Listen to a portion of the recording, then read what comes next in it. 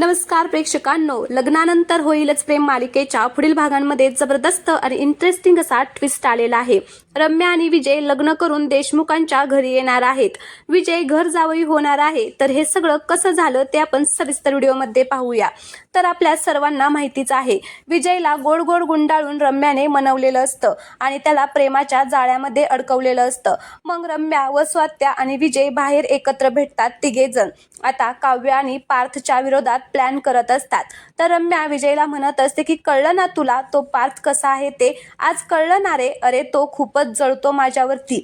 त्यावेळेस विजय म्हणत असतो की हो, आज बघितलं तो किती खालच्या पातळीला गेला होता, पण नाही, आता या दोघांना धडा शिकवायलाच पाहिजे। त्यावेळेस स्वात्या म्हणतात की हे बघा, तुम्हा दोघांना जे काही करायचंय ना ते सावधपणे करा, कारण आता आपण एवढी कट कारस्थानं केलेली आहेत की तोंड दाखवायला जागा ठेवलेली नाहीये आणि जर अजून आपण काही केलं तर आपण घराच्या बाहेरच जाईल। त्यामुळे जे काही करायचे ते जरा सावधगिरीने करा। तेवढ्यातच विजयच्या डोक्यामध्ये एक प्लॅन येतो। ज्यावेळेस स्वात्या म्हणतात की घराच्या बाहेर जाईल तेव्हा, कारण विजयला स्वात्याने सांगितलेलं असतं की त्या घरामध्ये माझाही तेवढाच अधिकार आहे, ते घर माझ्याही नावावरती आहे, ते विजयला आठवतं आणि मग त्याच्या डोक्यामध्ये प्लॅन सुरू होतो। तो स्वात्या आणि रम्याला म्हणत असतो की माझ्याकडे एक प्लॅन आहे। तर रम्या आणि स्वात्या म्हणतात की कोणता प्लॅन आहे? त्यावेळेस विजय म्हणतो की मी आणि रम्या लग्न करतो। आता असं म्हटल्याबरोबर स्वात्याला आनंदच होतो, पण रम्याच्या मात्र पायाखालची जमीन सरकते, कारण प्रेक्षकांनो आपल्याला माहितीच आहे, रम्याला विजय बरोबर लग्न करायचंच नाहीये। ती फक्त विजयचा तिच्या कामासाठी वापर करून घेत आहे, पण विजय ही कदाचित तिचा वापर करून घेत असेल आणि हे सत्य लवकरच समोर येणार आहे। सत्याचा हा उलगडा नंतर होणारच आहे, पण सध्या तरी आपल्याला असं दिसतं की रम्या विजयचा वापर करून घेत आहे। तर विजय म्हणतो की मी रम्या बरोबर लग्न करतो। मग लगेच स्वात्या म्हणते की विजयराव, अहो तुम्ही रम्या बरोबर लग्न तर करणारच आहात की? त्यावेळेस विजय म्हणतो की अहो मी रम्या बरोबर आजच लग्न करणार। मग स्वात्या म्हणते की अहो हे काय बोलताय? तर लगेच आता रम्या म्हणते की काय बोलतोय हे, मला काही कळत नाहीये। आज कसं आपण लग्न करणार? आपलं ठरलेलं आहे ना आपण लग्न 7 ते 8 महिन्यानंतर करायचं, मग तू असंच मध्ये आत्ता का लग्नाचा विषय काढतोय? मला काहीच कळत नाहीये। त्यावेळेस विजय म्हणतो की ऐका तरी शांतपणे मी काय सांगतोय ते, मी जे बोलतोय ना ते एकदम बरोबर आहे। आपण आता लग्न करायचं, मी घर जावई होणार, म्हणजे लग्न करून मी आणि रम्या तुमच्याकडे म्हणजे देशमुखांच्या घरी राहायला येणार। आता असं म्हणताच या दोघींना धक्काच बसतो की नक्की विजयचं काय चाललेलं आहे, त्याच्या डोक्यामध्ये कसला प्लॅन शिजतोय। दोघीही आता जोरात ओरडतात काय म्हणून। त्यावेळेस विजय म्हणतो की ऐका तुम्ही शांतपणे, सारखं सारखं मध्येच बोलू नका। मी आणि रम्या लग्न करून देशमुखांच्या घरी येणार आणि मग त्यांना सांगणार की आम्ही लग्न केलेलं आहे आणि मी घर जावई झालेलो आहे। आजपासून मी आणि रम्या इथेच राहणार आहे। त्यावेळेस आता ते पार्थ आणि काव्य काय करतायत ना ते आपण बघूया। तर विजयचं हे बोलणं ऐकून रम्या आणि स्वात्या एकमेकींकडे बघतात आणि स्वात्या म्हणत असतात की असं कसं काय होईल? तर विजय म्हणत असतो की अहो तुम्हीच तर मला सांगितलं ना की त्या घरावरती तुमचाही अधिकार आहे, ते घर तुमच्याही नावावरती आहे, मग या अधिकाराने मी त्या घरामध्ये घर जावई म्हणून राहू शकतो। ज्यावेळेस घरातील विरोध करतील त्यावेळेस तुम्ही हेच सांगायचं की हे घर आमचं पण आहे, या घरावरती आमचा पण अधिकार आहे, त्यामुळे विजय घर जावई म्हणून राहू शकतो। मग ही आयडिया रम्या आणि स्वात्याला पटते। मग स्वात्या रम्याला म्हणत असतात की बघितलं का माझा जावई किती हुशार आहे? त्यावेळेस रम्या म्हणते की हो ग, आहे तुझा जावई नंबर 1। असं म्हणून आता ते तिघेही हसायला लागतात।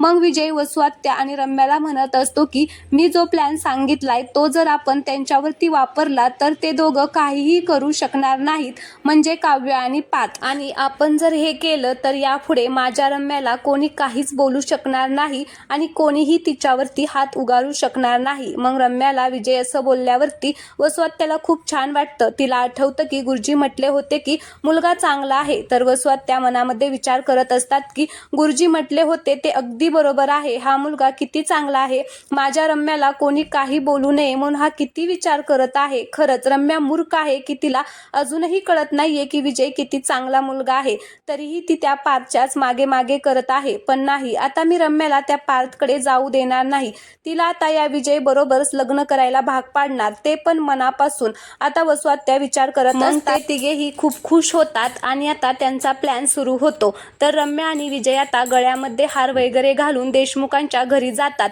ज्यावेळेस आता ते घरी जातात त्यावेळेस त्यांना पाहून सगळ्यांच्या पायाखालची जमीनच सरकते आणि आता मग हे दोघे जण खूपच ॲटिट्यूडमध्ये आता पुढे जातात. त्यावेळेस आता पार्थ आणि काव्याला तर धक्काच बसतो की हे काय चाललेलं आहे, हे दोघांनी लगेच कसं काय बरं लग्न केलं. तर मग विजयाला ते विचारतात की काय काय चाललंय आणि हे लग्न करून कसं काय आला. त्यावेळेस रम्या म्हणते की माझं विजयवरती खूप प्रेम आहे आणि आम्हाला आता अजिबात आमचा वेळ वाया घालवायचा नव्हता म्हणून आम्ही लग्न केलेलं आहे. तर आता पार्थ म्हणत असतो की हो मला माहिती आहे तू लग्न केलेलं आहे, आम्हाला दिसत आहे तू लग्न केलेलं आहे, पण आता तुम्ही इथे राहायचं नाहीये.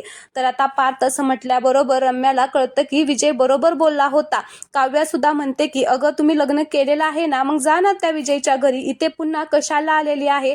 त्यावेळेस वसवात्या म्हणत असते की तुम्ही दोघं असं म्हणणारं कोण आहात. रम्या माझी मुलगी आहे आणि विजय आता माझे जावई आहेत, त्यामुळे ते इथेच राहणार आणि तुला म्हणून सांगते पार्थ हे घर माझं पण आहे. या घरावरती जेवढा तुझा हक्क आहे तेवढाच या घरावरती माझाही हक्क आहे. त्यामुळे विजय इथून कुठेही जाणार नाही. विजय घर जावई म्हणून इथेच राहणार आहे.